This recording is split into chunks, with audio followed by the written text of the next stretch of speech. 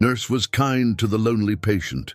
Little did she know he was the owner of the hospital, observing everything. Hello, viewer. Thanks for joining us. Leave a like and share your thoughts in the comments, along with the city you're watching from. Now let's continue with the story. Franklin Finch built his empire on one promise: no patient would suffer like his wife Julia had. 5 years after losing her to medical negligence, the ruthless CEO owns a chain of hospitals, including the very one where she died. But success means nothing when you are dying inside. So he does the unthinkable. He walks into St. Mary's Hospital disguised as a common patient, ready to expose the failures that killed his beloved wife. What he finds breaks him: cold doctors, indifferent staff, a system that treats people like numbers. He is ready to fire everyone and tear the place down. Then she appears, Sarah Adams, an overworked nurse who stops in the corridor and sees him, really sees him. She covers him with a blanket, brings him water, holds his hand when the pain becomes unbearable. "You are not forgotten," she whispers. "I'm watching over you." He does not know that 5 years ago, this same woman held his dying wife's hand in her final moments. Tomorrow, he will call her to his office, and the words he speaks will change both their lives forever. Some connections transcend time, death, and even fate itself. "Get me the patient files from the emergency department," Frank Finch commanded his assistant through the phone, staring out the floor-to-ceiling windows of his downtown office. "Every single case from the last 6 months. Sir, that is thousands of files. What exactly are you looking for?" Frank loosened his silk tie, the weight of another sleepless night pressing against his temples. The acquisition of St. Mary's Hospital had been finalized 3 days ago, and the glowing reports from the board made his stomach turn. Patient satisfaction scores in the 90th percentile, efficiency ratings that topped the state, awards for excellence in care. All lies, he knew, because he had made it his business to know. Anonymous phone calls from staff, whispered complaints from former patients, stories that painted a picture so different from the polished reports that it made his blood boil.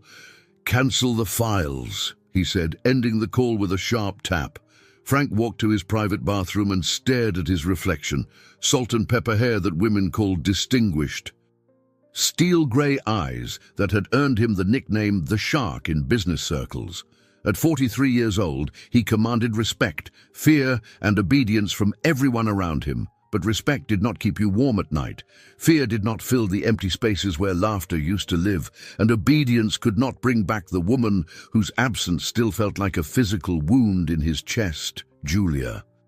5 years, 7 months, and 16 days since she had died in that sterile room, calling his name while he stood helplessly in the hallway, prevented from entering by the same medical staff who had failed to save her life. Frank opened the bottom drawer of his desk and pulled out clothes he had never worn before: faded jeans, a plain cotton shirt, scuffed sneakers that he had purchased from a thrift store 3 blocks away. He had spent 2 days learning to walk differently, to speak differently, to become someone else entirely. Today, Franklin Finch would disappear, and in his place, a man named Frank Morrison would walk into St. Mary's Hospital as a patient with chronic back pain and no insurance. He wanted to see what happened when the CEO became just another number in the system. 30 minutes later, Frank sat behind the wheel of a 15-year-old sedan he had purchased with cash, staring at the imposing brick facade of St. Mary's Hospital, the same building where Julia had taken her last breath, the same emergency department where he had signed papers instead of holding her hand, because the doctors insisted there was still hope. There had been no hope. There had only been incompetence disguised as medical expertise, and a billing department that had charged him $47,000 for the privilege of watching his wife die alone. Frank pulled the baseball cap down over his eyes and walked through the sliding glass doors that had haunted his dreams for 5 years. The emergency department assault course of St. Mary's Hospital hit him like a physical blow. Fluorescent lights hummed overhead, casting everything in a sickly yellow glow. The waiting area, designed to hold maybe 30 people, housed at least 50, with patients lying on stretchers lined up along the walls like cargo waiting to be processed. A woman coughed violently into a blood-stained tissue while her husband rubbed her back with gentle circles.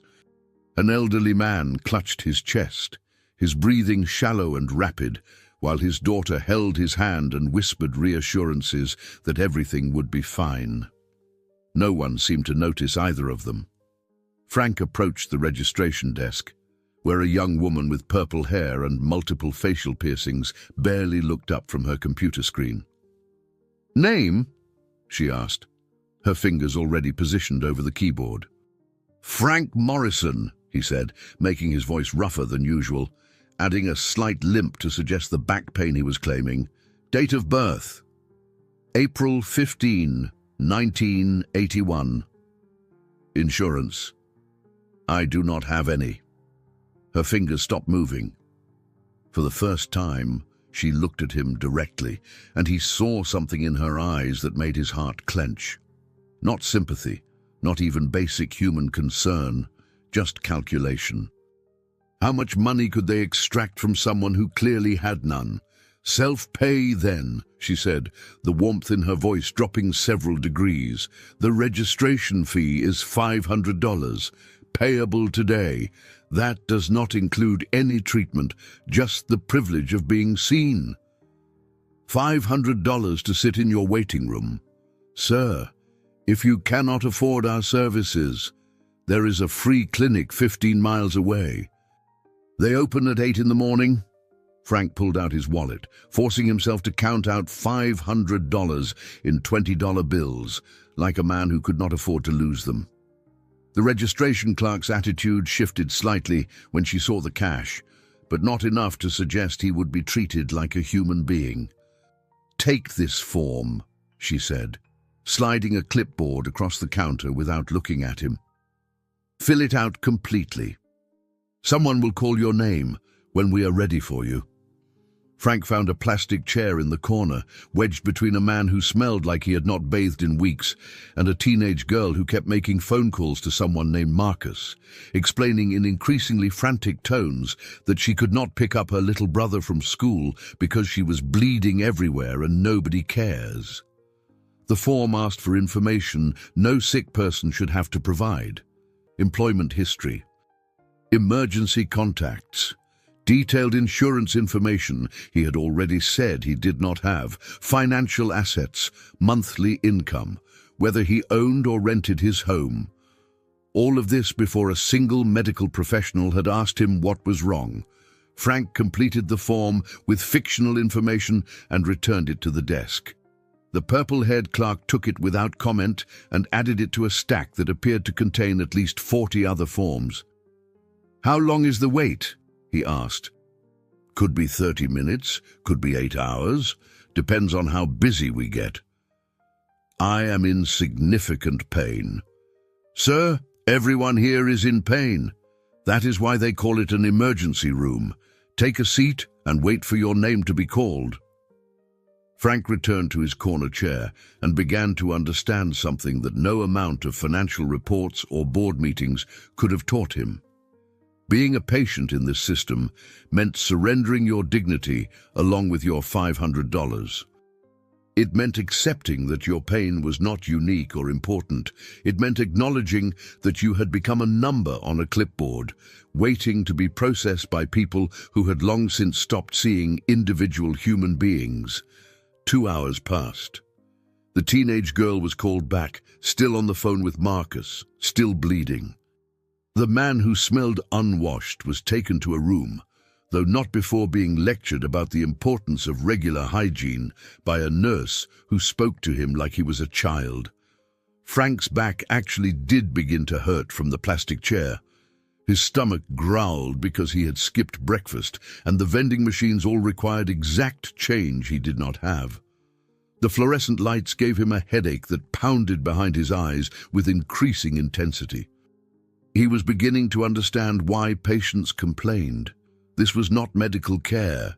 This was endurance testing disguised as health care. Frank Morrison? A doctor in his early 30s approached, holding the clipboard Frank had returned hours earlier. He wore scrubs that had seen better days and an expression of barely contained irritation. "That is me," Frank said, rising from his chair with an exaggerated wince. "Follow me," the doctor said, without introducing himself. They walked through a maze of corridors to a small examination room that smelled like disinfectant and despair. The doctor gestured for Frank to sit on the examination table while he remained standing, reading Frank's fictional form as if seeing it for the first time. "Says here you have chronic back pain. Scale of 1 to 10. How bad is it right now?" 7, Frank said, choosing a number that seemed appropriately miserable without being dramatic. "Uh-huh. Any numbness in your legs?" "Sometimes." "Shooting pains down your arms?" "Occasionally." The doctor made notes without looking at Frank. "We can do an X-ray if you want, but it is going to cost you another $800. Most back pain resolves itself with rest and over-the-counter medication, but I have been resting and taking medication. That is why I came here." "Look, Mr. Morrison," the doctor said, finally making eye contact. "I am going to be honest with you. You are young, you are obviously healthy, and you have no insurance. This smells like drug-seeking to me. The best I can do is prescribe you some ibuprofen and send you on your way." Frank felt heat rise in his chest. "Drug-seeking? I just paid $500 to sit in your waiting room for 2 hours, so you could spend 3 minutes with me and assume I am lying about being in pain. Sir, I need you to lower your voice. I need you to treat me like a human being instead of a potential criminal." The doctor stepped toward the door. "If you continue to be hostile, I am going to have to ask security to escort you out." Frank stared at this man who had taken an oath to first do no harm, who was now threatening to have him physically removed for asking to be treated with basic dignity. This was what Julia had experienced in her final hours. This dismissive arrogance, this assumption that patients were problems to be solved or obstacles to be removed. "You know what?" Frank said, standing up from the examination table. "Never mind, I will find somewhere else to get help." "That is probably for the best," the doctor said, already moving toward the door. "The discharge nurse will give you instructions for follow-up care." Frank walked back through the corridors toward the waiting area, his fake back pain now replaced by a very real ache in his chest. This was the system he now owned. These were the people responsible for patient care. These were the human beings who had failed his wife so completely that she had died calling for him while he stood in a hallway, trusting them to save her life. He was going to fire every single person in this building. He was going to tear down everything they had built and start over. He was going to make them pay for every moment of suffering they had caused, every patient they had dismissed, every family they had broken with their incompetence and indifference. Frank reached the waiting area and looked around at the patients still suffering in plastic chairs, still hoping someone would care enough to help them. His anger burned so hot he could barely breathe. Tomorrow, he would call an emergency board meeting. Tomorrow, he would reveal his identity and begin the process of destroying every career in this building. Tomorrow, there would be consequences, but first, he needed to get out of here before he said something that would blow his cover. He needed to go home and plan exactly how he was going to rain hell down on every person who worked in this medical house of horrors. Frank walked toward the exit, his hands clenched into fists, his mind already composing the termination letters he would personally deliver to every staff member who had treated him like garbage today. He was 3 steps from the sliding glass doors when a voice stopped him cold. "Sir, excuse me, sir." Frank turned to see a woman in scrubs approaching him with quick, purposeful steps. She appeared to be around 40 years old, with auburn hair pulled back in a practical ponytail and warm brown eyes that seemed to actually see him as a human being. "You were just in examination room 4, right?" she asked, slightly out of breath. "Yes," Frank said, immediately suspicious. Had the arrogant doctor sent her to escort him out? Was this some new form of humiliation? "I am Sarah Adams, one of the emergency nurses here. I could not help but overhear part of your conversation with Dr. Hamilton, and I wanted to apologize for how you were treated." Frank stared at her.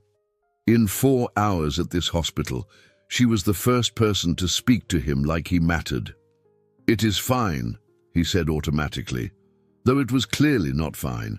"No, it is not fine," Sarah said firmly. "You came here because you are in pain, and instead of getting help, you got attitude and assumptions. That is not okay." She looked around the crowded waiting area, taking in the dozens of patients still waiting to be seen, and Frank saw something in her expression that he had not seen from anyone else today. Genuine concern, real frustration on behalf of people who were suffering. "Listen," she said, lowering her voice. "I know Dr. Hamilton suggested you just go home and take ibuprofen, but chronic back pain can be serious. If you are having muscle spasms or nerve pain, there are things we can do to help that do not involve prescription painkillers, such as heat therapy, muscle relaxants that are not controlled substances, referrals to physical therapy programs that work with uninsured patients. It depends on what is actually causing your pain." Frank found himself genuinely curious about her answer, despite the fact that his back pain was completely fictional. "What would you do if you were treating me? I mean," Sarah looked around again, then back at him. "Can you wait here for about 10 minutes? I need to check on a few other patients, but then I would like to do a proper assessment. No charge," she added quickly. "Dr. Hamilton was wrong to dismiss you like that, and I want to make sure you leave here with some actual help." Frank felt something shift inside his chest. "You would do that?" "It is why I became a nurse," Sarah said simply. "To help people who are hurting."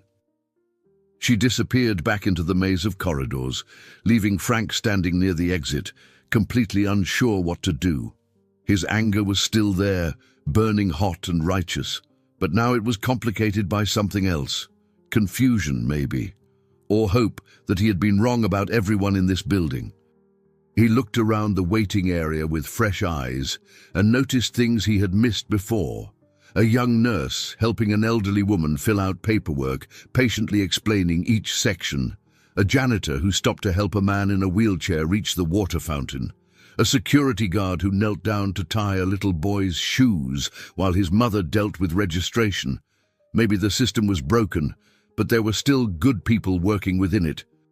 Maybe the problem was not that everyone here was heartless. Maybe the problem was that the heartless people were the ones making decisions. Frank found an empty chair and sat down to wait for Sarah to return. For the first time since Julia's death, he was genuinely curious about what someone else thought was wrong and how they planned to fix it. 10 minutes later, Sarah appeared at his side carrying a small bag and a bottle of water. "Okay," she said, settling into the chair next to him. "Tell me about this back pain. When did it start? What makes it worse? What makes it better?" Frank realized he was about to lie to the first person in this hospital who had treated him with genuine kindness. The irony was not lost on him. "It started about 6 months ago," he said, sticking to his cover story. "Sometimes it is just a dull ache. Other times it feels like someone is stabbing me with a knife." Sarah nodded, asking follow-up questions that demonstrated actual medical knowledge and genuine concern for his welfare. She explained different types of back pain, potential causes, and treatment options that did not require expensive tests or prescription medications. "Here," she said, pulling a small heat pack from her bag. This is not exactly protocol, but it is my own heat pack from home. Put it on your lower back when you get home and leave it there for 20 minutes. It will not cure anything, but it should help with the immediate pain. She handed him the bottle of water and 3 small white pills. Ibuprofen, she explained. The same stuff Dr. Hamilton would have prescribed, but I am giving you the hospital strength dose and explaining how to take it properly for back pain instead of just telling you to go buy some at the drugstore. Frank looked down at the small gifts in his hands and felt something break open in his chest. This woman had used her own supplies and her own time to help a stranger who could not pay for proper medical care. "Why are you doing this?" he asked. Sarah was quiet for a moment, and when she looked at him, Frank saw something in her eyes that looked like old pain. "Because 5 years ago, I could not save someone who needed saving," she said softly. "And I promised myself that I would never let anyone leave this hospital feeling like they did not matter." Frank's throat tightened. "What happened 5 years ago? A woman came in with cancer complications. We did everything we could, but sometimes everything is not enough. Her husband was here, and I could see in his eyes that he felt helpless and alone, and like the world had forgotten he existed.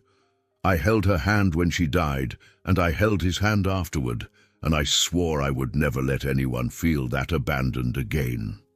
Frank could not breathe.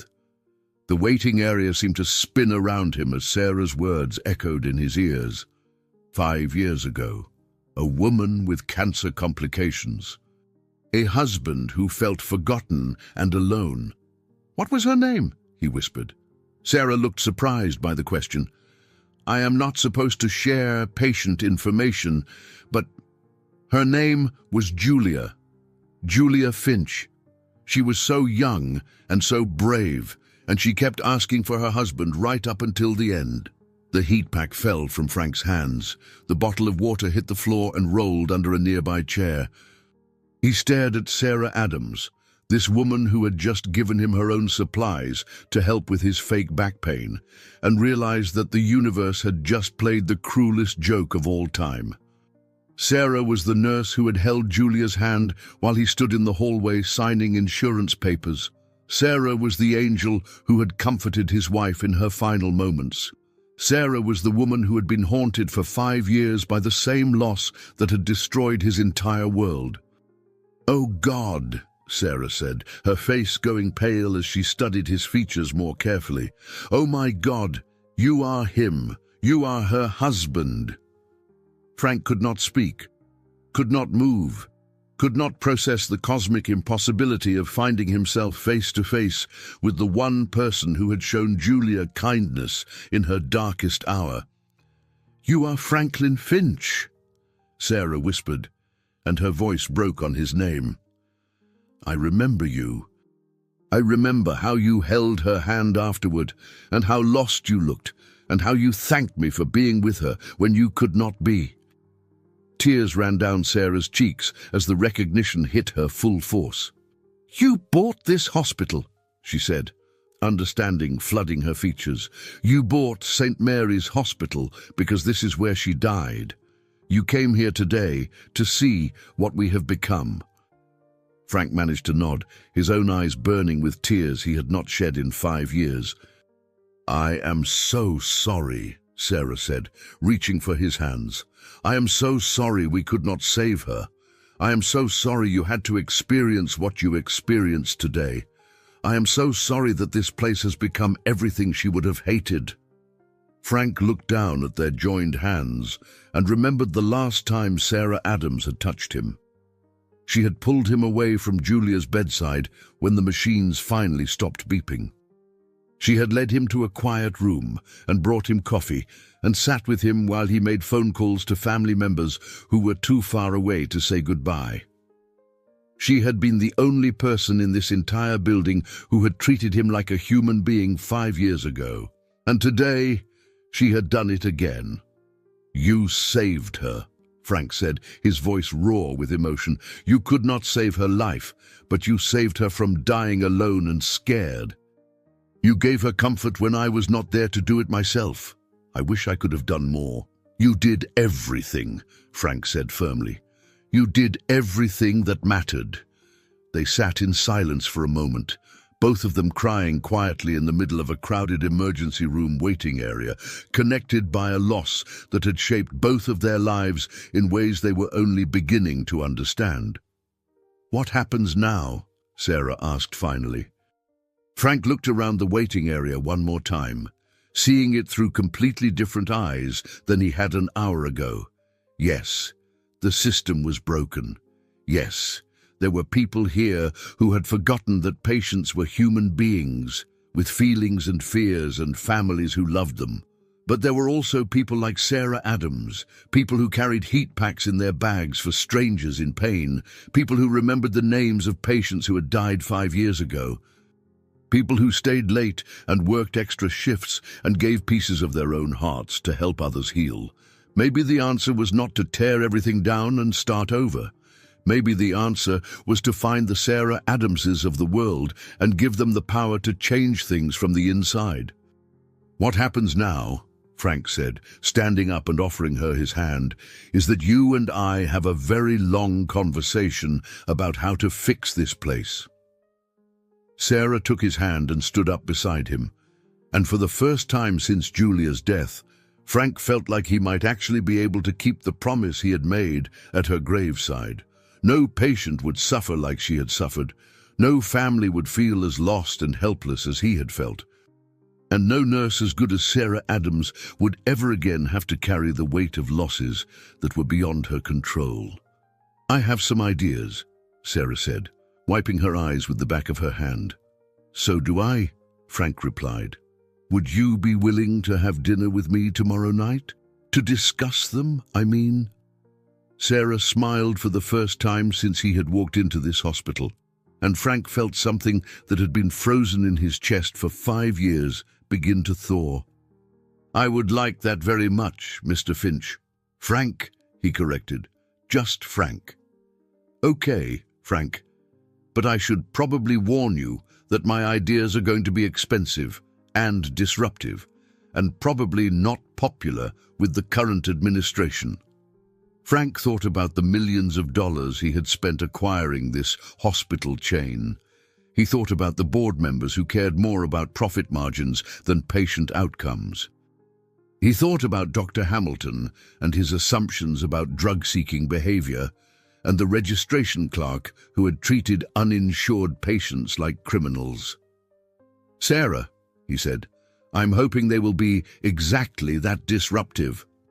Sarah Adams sat in her car in the hospital parking lot for 20 minutes after her shift ended, staring at the business card Franklin Finch had given her before he left. Franklin James Finch, Chief Executive Officer, Finch Healthcare Solutions. The same man who had been dismissed and nearly thrown out by Dr. Hamilton just hours earlier was the owner of the entire hospital system. The same man who had paid $500 to be treated like garbage was worth more money than she would make in 10 lifetimes. The same man whose wife she had held while she died was asking her to dinner to discuss reforming the healthcare system. Sarah pulled out her phone and called the one person who always knew what to say when her world turned upside down. "Mom, you are never going to believe what happened to me today," she said, when her 16-year-old daughter Emma picked up. "Try me," Emma said. "Did you finally tell Dr. Hamilton what you really think of his bedside manner?" "Better. I think I might have just met my new boss. And also, possibly the man whose wife I held when she died 5 years ago. And he might have asked me to dinner." There was a long pause. "Mom, are you having some kind of breakdown? Because that sentence made no sense at all." Sarah laughed, despite everything. "Can you order pizza for dinner? I am going to be late getting home, and I need to call Grandma and try to explain this before I completely lose my mind." "Should I be worried about you?" "No, baby. I think something really good might be happening. Something I never expected. Good. You deserve something good." Sarah smiled, thinking about Frank's grey eyes and the way he had looked at her when he realized who she was, not with blame or anger, but with something that looked almost like relief. "I love you, Em." "Love you too, Mom. Try not to do anything too crazy before you get home." Sarah hung up and dialed her mother's number, trying to figure out how to explain that the universe had just rearranged itself in the space of a single afternoon. As she drove home through the early evening traffic, Sarah found herself thinking about the promise she had made 5 years ago, standing beside Julia Finch's hospital bed.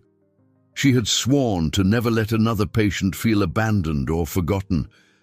Today, she had kept that promise in a way she never could have imagined, and tomorrow she would have dinner with a man who might be able to help her keep it on a much larger scale.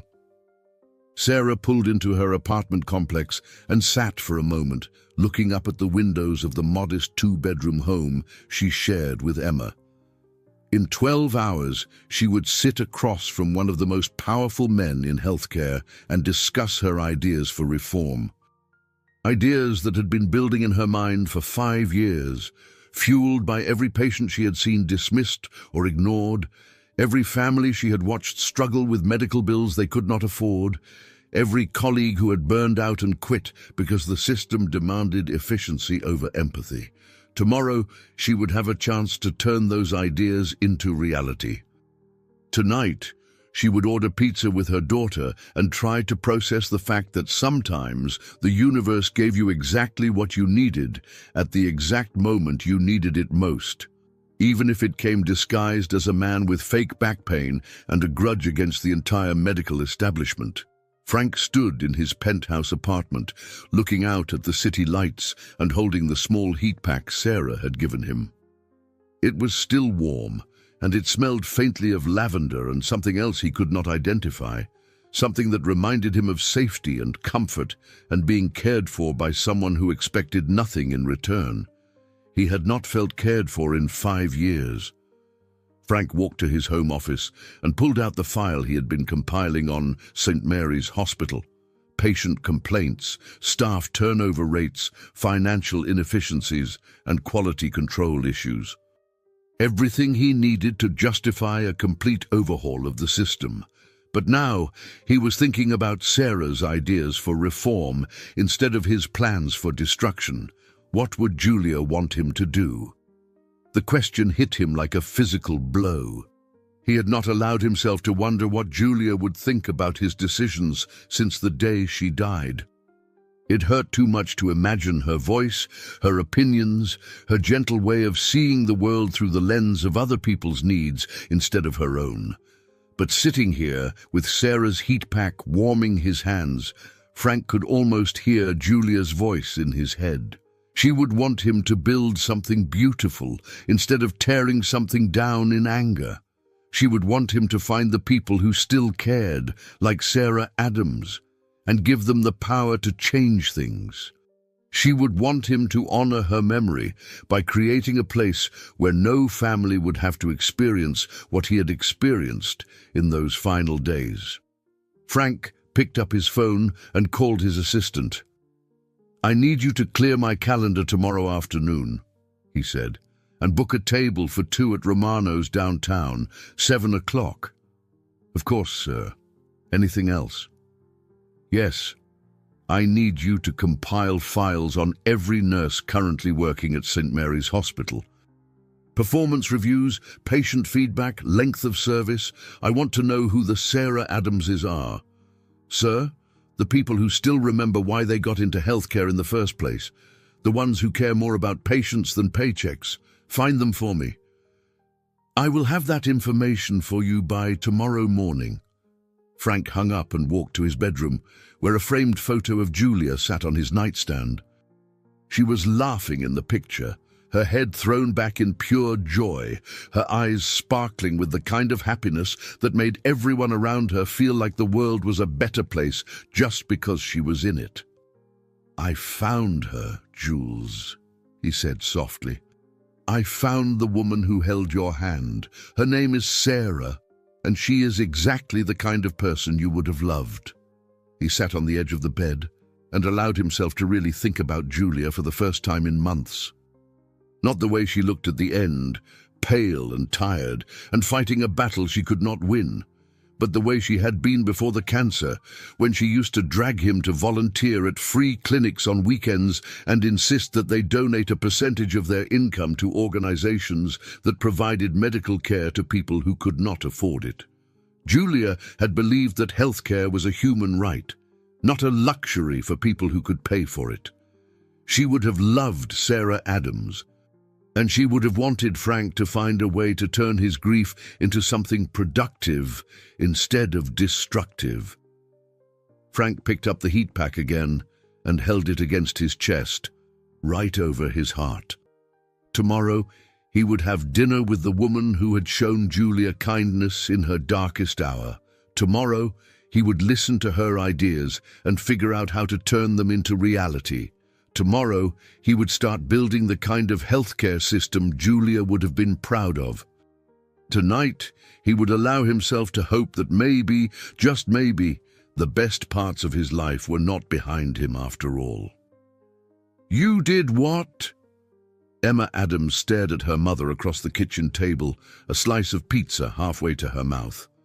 "I gave him my heat pack and some ibuprofen," Sarah repeated. "He was in pain, and Dr. Hamilton had basically told him to go home and suffer." "Mom, you gave medical supplies to a random patient. Could you get in trouble for that?" Sarah considered this. Technically, yes, the heat pack was her personal property, but giving medication to patients without a doctor's order was against protocol, even if it was just over-the-counter ibuprofen. "Probably," she admitted, "but it was the right thing to do." Emma shook her head, grinning. "You are lucky you are good at your job, because you have zero sense of self-preservation. That is not true. Mom, you once got written up for bringing blankets from home for homeless patients because the hospital ones were too thin. Those people were cold, and you got in trouble with administration for organizing a food drive for families who could not afford to eat while their relatives were in the ICU. Emma, where are you going with this?" Her daughter leaned back in her chair, studying Sarah with the kind of serious expression that made her look far older than 16. "I am saying that you have been fighting this fight for as long as I can remember. You have been trying to make that place more human, more caring, more like what a hospital should be. And you have been doing it alone, getting in trouble with people who do not care about the same things you care about." Sarah nodded slowly. And now you have dinner plans with someone who owns the whole system and wants to hear your ideas. Mum, this could be your chance to actually change things instead of just putting band-aids on problems. Sarah felt a flutter of something that might have been excitement. "You think I should go?" "I think you should go, and I think you should tell him everything you have been thinking about for the past 5 years. All those ideas you write in your notebook late at night when you think I am asleep." Sarah looked surprised. "You know about my notebook? Mom, you sit at this kitchen table until midnight, writing notes about patient care protocols and staffing improvements and ways to make hospitals less scary for families. Of course I know about your notebook. I did not realize you were paying attention." Emma reached across the table and squeezed her mother's hand. "I pay attention to everything about you. You are brilliant, and you care about people, and you have ideas that could help thousands of patients get better care. But you have never had anyone in power who would listen to you, and you think Franklin Finch will listen. I think Franklin Finch spent 5 hours in that hospital today experiencing exactly what you have been trying to fix, and I think he is going to want to hear from the person who was kind to him when everyone else treated him like garbage." Sarah smiled at her daughter, wondering when Emma had become so wise about things like this. "What if I mess it up? What if I say the wrong thing or suggest something stupid?" "Then you mess it up," Emma said with a shrug. "But at least you will have tried. And honestly, Mum, how much worse could things get? That place already makes you cry at least twice a week." Sarah laughed, because Emma was absolutely right. St. Mary's Hospital had been breaking her heart in small pieces for years. Maybe it was time to see if she could help fix it, instead of just enduring it. "Okay," she said, "I will go to dinner, and I will tell him everything." "Good. Now, what are you going to wear?" Sarah looked down at her scrubs, which she had been wearing for 14 hours straight. "I had not really thought about that part." "Mom, you are having dinner with a billionaire CEO to discuss the future of healthcare. You cannot wear your nursing uniform." "I do not exactly have a lot of options. My wardrobe is pretty much scrubs and jeans and that one dress I wear to church." Emma grinned. "Good thing you have a daughter who pays attention to fashion. We are going shopping tomorrow." "We cannot afford shopping. We can afford one nice outfit for the most important dinner of your career. Besides, Grandma sent me $50 for my birthday last month, and I have been saving it for something special." Sarah felt her throat tighten with emotion. "Emma, I cannot let you spend your birthday money on clothes for me." "Yes, you can, because this dinner is not just about you, Mom. If you can convince this guy to make real changes at the hospital, it will help every patient who goes there, every family who has to watch someone they love get sick, every nurse who wants to do good work but gets stuck in a broken system." Sarah looked at her 16-year-old daughter and felt a surge of pride so intense it almost knocked her over. "When did you get so smart about changing the world?" "I learned from watching you try to change it one patient at a time," Emma said simply. "Now you just get to try changing it all at once." The next evening, Sarah stood in front of the full-length mirror in her bedroom, wearing a simple black dress that Emma had chosen and paid for with her birthday money. It was nothing fancy, but it was professional and appropriate, and made her feel like someone who might actually have ideas worth listening to. Emma sat on the bed behind her, putting the finishing touches on Sarah's hair. "You look beautiful, Mom. I look nervous. You look like someone who is about to change the world." Sarah turned around to face her daughter. "What if he decides my ideas are unrealistic? What if he thinks I am just some idealistic nurse who does not understand how business works?" "Then he is an idiot, and you dodged a bullet," Emma said firmly. "But I do not think that is what is going to happen." "What do you think is going to happen?" Emma smiled. "I think you are going to have dinner with a man who spent yesterday getting treated like garbage by the system he owns. I think he's going to realize that you understand that system better than anyone, because you work in it every day. And I think he's going to give you the chance to fix things that have been broken for way too long." Sarah hugged her daughter tightly. "I love you, Emma Adams." "I love you too. Now go save the world." Sarah drove to Romano's restaurant, thinking about all the things she wanted to say to Franklin Finch, all the changes she had dreamed about making, all the patients who deserved better care, and all the families who deserved more compassion, and all the healthcare workers who deserved to be proud of the work they did. She thought about Julia Finch, who had died 5 years ago in a system that valued efficiency over empathy.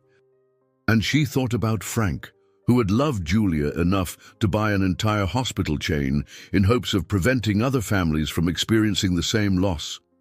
Maybe this dinner would change nothing. Maybe Frank would listen politely and decide that her ideas were too expensive or too complicated or too disruptive to implement. But maybe, just maybe, this would be the beginning of something that would make Julia proud. Sarah pulled into the restaurant parking lot and checked her reflection in the rearview mirror one more time. Tonight, she would find out which kind of maybe this was going to be.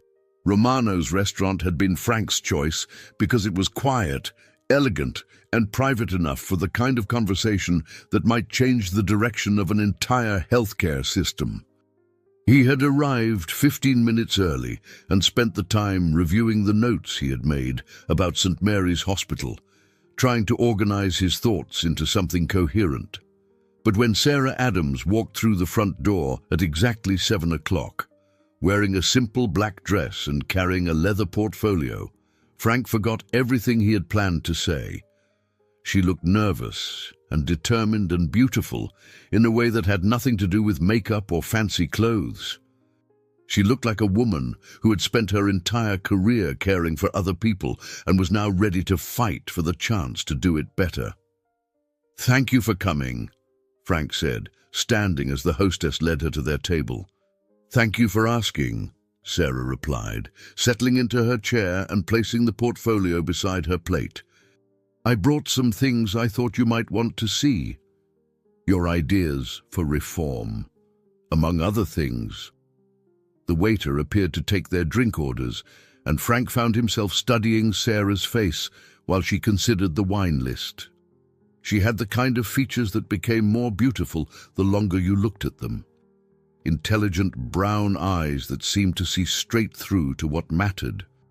A mouth that looked like it smiled easily, though he suspected it had been a while since she had much to smile about. "I should probably start with an apology," Frank said, after the waiter left with their orders. "For what?" "For what you experienced at St. Mary's yesterday, for the way Dr. Hamilton treated you, for the way the entire system treated you. You should not have had to endure that just to help a stranger in pain." Sarah was quiet for a moment, turning her water glass in small circles on the white tablecloth. "I have been working at St. Mary's for 8 years, she said finally. "What you experienced yesterday was not unusual. It was actually pretty typical for how we treat uninsured patients. That is exactly the problem. I know, but Frank, you should understand something before we go any further. What happened to you yesterday was not an accident. It was not a few bad employees having a bad day. It is systematic. It is built into the way we operate." Frank leaned forward. "Tell me." Sarah opened her portfolio and pulled out a stack of papers covered in her handwriting, charts, graphs, and lists that looked like they had been compiled over months or years. "Emergency department wait times for insured versus uninsured patients," she said, sliding the first page across the table. "Insured patients average 45 minutes. Uninsured patients average 4 hours and 20 minutes. Frank studied the numbers, feeling his jaw tighten. "Length of time doctors spend with patients based on insurance status," Sarah continued, producing another chart. "Insured patients get an average of 12 minutes of face time with a physician.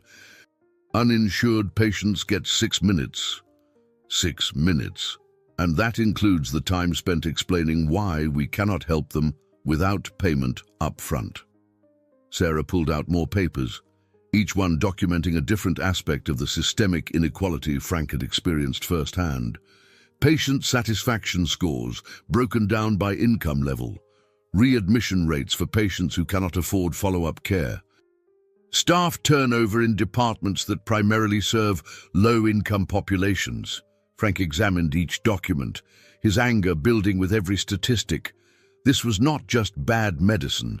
This was deliberate discrimination, disguised as business practice. "How long have you been collecting this data?" 5 years, Sarah said quietly. "Since Julia died."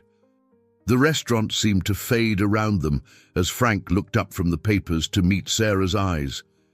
"You have been documenting this because of what happened to my wife. I have been documenting this because of what happened to your wife, and because of what happens to dozens of other patients every single week. Frank, Julia died because she did not get the level of care she would have received if she had been wealthy enough to go to Mercy General or Presbyterian." Frank felt something cold settle in his stomach. "What do you mean?" Sarah hesitated, then pulled out one more piece of paper. This one looked different from the others. Older, more worn around the edges. "I should not be showing you this," she said, "but you deserve to know." Frank took the paper and immediately recognized it as a copy of Julia's medical chart from her final day at St. Mary's Hospital. "The cancer specialist Julia needed was working at Mercy General," Sarah said softly. Dr. Elizabeth Morrison.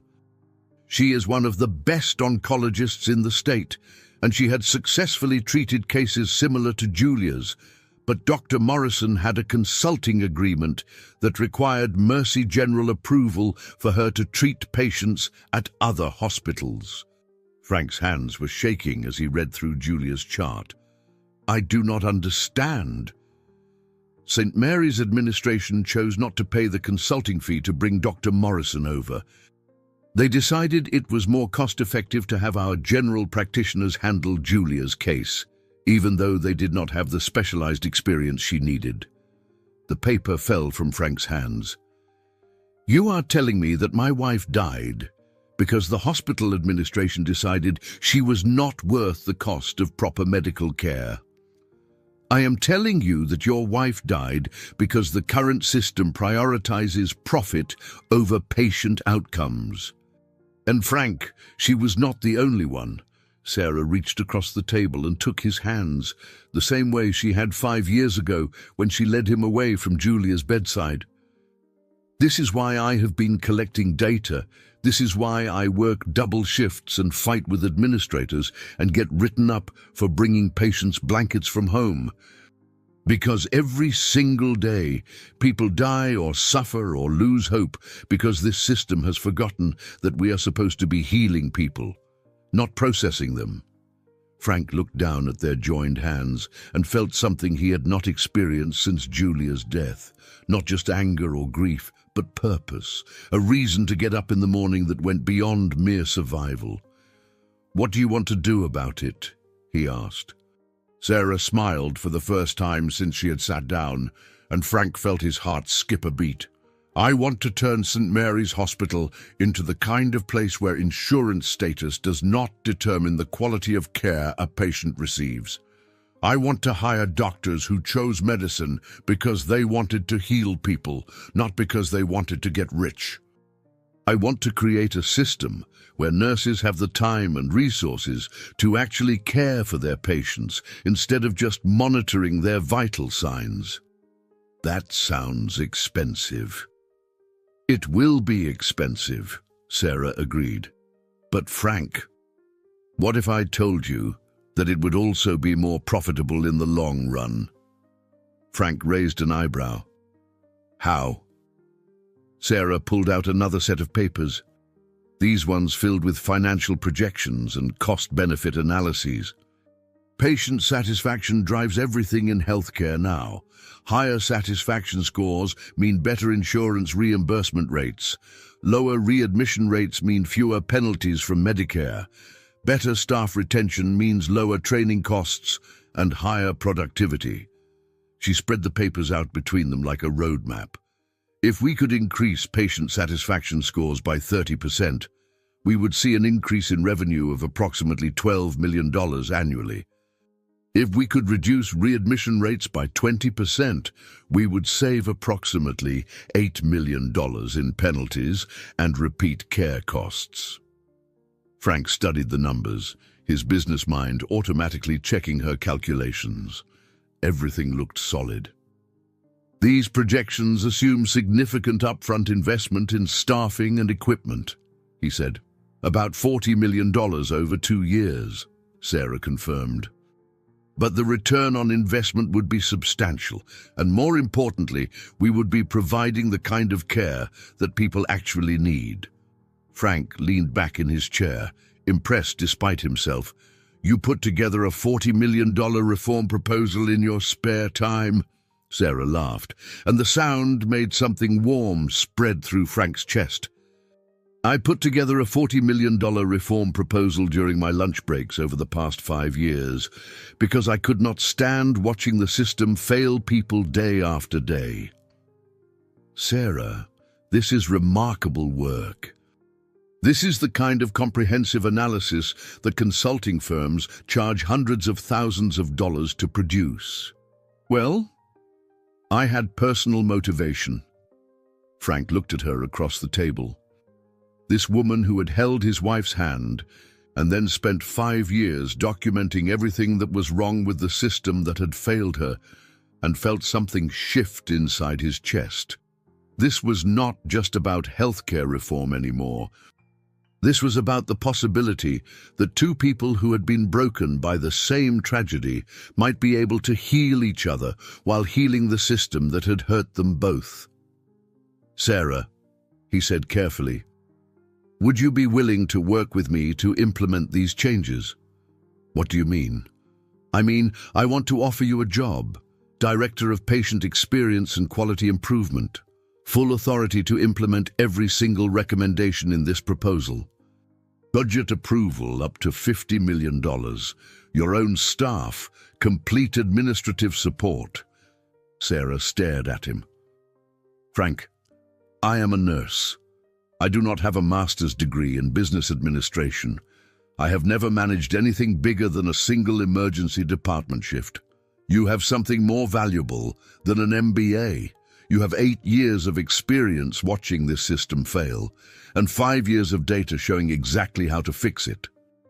Plus," he added with a smile, "you have the moral authority that comes from actually caring about patient outcomes more than profit margins. This is really what you want to do. Spend $50 million restructuring a hospital system based on the ideas of someone you met 2 days ago." Frank thought about Julia, and about the promise he had made at her graveside, and about the way Sarah had looked at him with genuine concern when every other person in St. Mary's Hospital had treated him like a number on a clipboard. "Sarah, 2 days ago I walked into St. Mary's Hospital planning to fire everyone and tear the whole system down. You changed my mind in the span of 10 minutes by treating me like a human being. If that is not a recommendation for your approach to healthcare reform, I do not know what is." Sarah was quiet for a long moment, looking down at the papers spread between them. When she looked up again, her eyes were bright with unshed tears. "You really think this could work? I think you are the smartest person I have ever met when it comes to understanding what patients actually need. I think your ideas are brilliant, and your data is solid, and your heart is in exactly the right place. I think if anyone can fix what is wrong with healthcare, it is you. And I think," Sarah said softly, "that Julia would be proud of what you are trying to do." Frank felt his throat tighten with emotion. "Do you really think so?" "I know so. She loved you, Frank. She talked about you constantly during those final weeks, about how hard you worked to find the best doctors and the best treatments and the best hope for her recovery. She would love that you are channeling that same energy into helping other people get the care she did not receive." Frank reached across the table and took Sarah's hands again, marveling at how right it felt to touch her. "Will you help me build something that would make her proud?" Sarah smiled through her tears. "Yes, but I have one condition." "Name it." "I want to start immediately. Tomorrow morning. I want to walk into St. Mary's Hospital as the new Director of Patient Experience and Quality Improvement, and I want to begin implementing changes that same day." Frank laughed. "That is your condition, that you want to start sooner rather than later. Frank, there are people suffering in that hospital right now. Every day we wait is another day that patients get dismissed and families get ignored and nurses get burned out because the system demands efficiency over empathy. I do not want to waste any more time." Frank looked at this incredible woman who was more concerned about helping strangers than negotiating her own salary or benefits, and felt something he had not experienced in 5 years. He felt like he was falling in love. The thought hit him like a physical blow. He was not ready for this. He had not even considered the possibility of feeling this way about anyone, let alone someone connected to Julia's death in such a profound way. But sitting here, watching Sarah's face light up as she talked about transforming healthcare, Frank could not deny what was happening in his chest. "Tomorrow morning it is," he said, trying to keep his voice steady. "I will have my assistant prepare all the paperwork tonight. Thank you, Frank, for listening to me, for believing in these ideas, for giving me the chance to actually make a difference. Thank you for showing me that there are still people in healthcare who remember why we got into this business in the first place." They sat in comfortable silence for a moment, both of them processing the enormity of what they had just agreed to undertake together. "Can I ask you something personal?" Sarah said finally. "Of course. What have you been doing for the past 5 years? I mean, besides building a business empire, how have you been coping with losing Julia?" Frank considered the question, trying to figure out how to explain 5 years of existing without really living. "I have been working," he said finally, 18-hour days, 7 days a week, building and acquiring and expanding, telling myself it was all in Julia's memory, but really just trying to stay busy enough that I did not have to think about how empty my life had become." "That sounds exhausting." It is. I wake up every morning in a penthouse apartment that feels like a mausoleum. I go to an office where no one talks to me like a human being, and I make decisions about other people's lives without ever really connecting with anyone. Sarah's expression was full of compassion. "Frank, that is not living. That is just surviving." "I know. But for 5 years, surviving was the best I could do. And now—" Frank looked at her across the table. This woman who had materialized in his life like an answer to a prayer he had been too broken to pray. "Now I think maybe I am ready to try living again." Sarah smiled, and Frank felt something warm and hopeful unfurl in his chest. "Good," she said, "because we have a lot of work to do, and I am going to need a partner who is fully alive and completely committed to changing the world." Frank raised his wine glass. "To changing the world." Sarah clinked her glass against his. "To building something beautiful in Julia's memory." As they drank to their partnership and their shared mission, Frank allowed himself to hope that maybe, just maybe, the best parts of his life were not behind him after all. The next morning, Frank arrived at St. Mary's Hospital at 6:30, carrying a box of temporary office supplies and fighting a combination of excitement and nervousness that he had not felt since his first day of medical school. He had spent most of the night working with his assistant to prepare employment contracts, budget authorizations, and administrative approvals for Sarah's new position. Everything was official, legal, and ready to be implemented immediately. What he had not prepared for was how it would feel to walk through the same corridors where he had experienced some of the worst moments of his life, this time with hope instead of grief as his primary emotion. Frank made his way to the administrative offices and found the conference room where he had scheduled an emergency meeting with the hospital's senior staff. Department heads, charge nurses, and administrators were already filing in, looking curious and slightly concerned about the sudden gathering. Sarah arrived at exactly 7 o'clock, wearing her usual scrubs, but carrying herself with a new sense of purpose and authority. Frank felt his heart skip when he saw her, which was both thrilling and terrifying. He was definitely falling in love with her, and he had no idea what to do about it. "Good morning, everyone," Frank said, standing at the head of the conference table. "Thank you for accommodating this early meeting. I wanted to introduce you to someone who is going to be instrumental in some significant changes we are implementing here at St. Mary's." He gestured for Sarah to join him at the front of the room. "This is Sarah Adams, and as of today, she is our new Director of Patient Experience and Quality Improvement. Sarah has been a nurse here for 8 years, and she has developed a comprehensive plan for improving patient care, staff satisfaction, and operational efficiency." Frank watched the faces around the table, noting the mixture of surprise, skepticism, and curiosity. Several people looked genuinely pleased, but Dr. Hamilton appeared less than enthusiastic. "Sarah will be reporting directly to me," Frank continued, and she has full authority to implement changes in patient care protocols, staffing procedures, and departmental operations. I expect everyone's complete cooperation and support.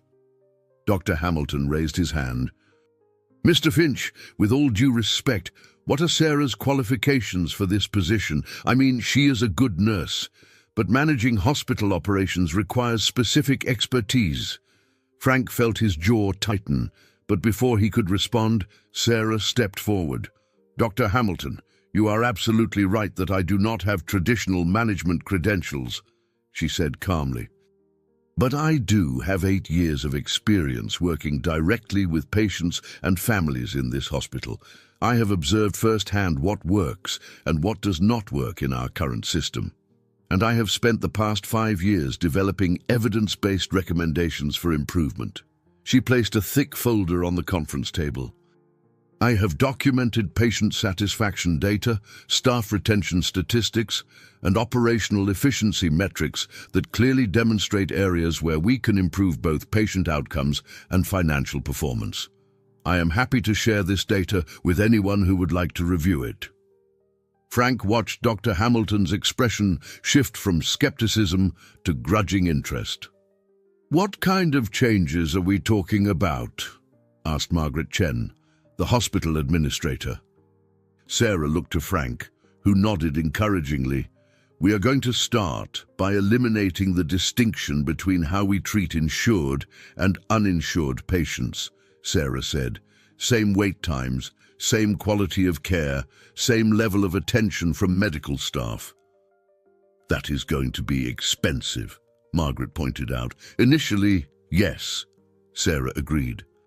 But our projections show that improved patient satisfaction and reduced readmission rates will more than offset the increased costs within 18 months. What about staffing? Asked Helen Fitzgerald, the senior emergency department nurse.